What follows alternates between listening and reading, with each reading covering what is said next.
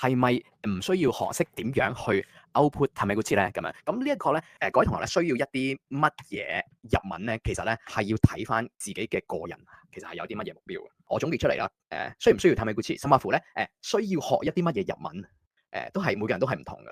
呢位同學咧，需唔需要學 Tameguchi 嘅話咧，咁其實咧都要睇翻咧呢3個點。第一個咧就係日本語勉強する目的。點解你要學日文咧？你學日文要嚟做咩？咁譬如話係咧，學日文要嚟咧識一啲咧交心嘅朋友。咁交真心嘅朋友，你冇可能咧同人哋咧喺語言上邊拉開一個隔膜噶嘛。咁喺呢個時候嘅話咧，你就需要可能咧學 Tameguchi 啦咁樣。但係啦，譬如話係咧，你主要咧係想喺日本咧做嘢嘅，好想嚟日本工作假期。咁好多人啦，大部分人啦，咁其實嚟到啦都係要做一啲服務性行業嘅。咁服務性行業咧係咪用一啲咧丁寧語咁甚或乎咧係敬語居多咧？咁呢個咧其實各位同學都知道啦。呢個咧係我哋第一個需要去考慮。第二點我想講嘅嘢就係咧，你究竟咧想成為一個點樣嘅人？呢個係最主要係講緊自己個形象。如果你係覺得自己咧喺日文世界裏邊咧都係一個咧文質彬彬嘅人，講嘢就比較正經啲，講嘢就比較有禮貌啲咁樣。如果你覺得咁樣係可以咧塑造到你自己想成為嘅一個 image 嘅你嘅話咧，咁可能咧Tameguchi就唔係咁啱你啦。即係講乜嘢啊？即係講緊咧，我哋需要咧講嘢比較官腔啲啊，定係咧我哋需要講嘢比較 friendly 啲咧？你想人哋覺得你係一個點樣嘅性格嘅人？咁呢個咧其實亦都會影響我哋學日文嗰個方向，學語言嗰個方向。咁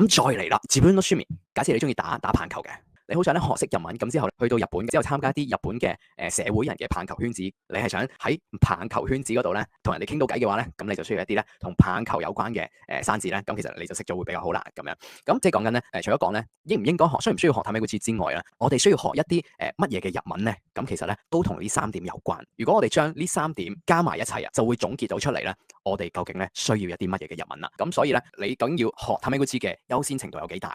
你想人哋點樣睇你，同埋咧，你之後咧，你想用日文咧同人哋交流嘅嗰一個圈子，需要一啲乜嘢日文咧？呢3個全部加埋咧，咁就係咧你需要學日文嘅一個方向啦。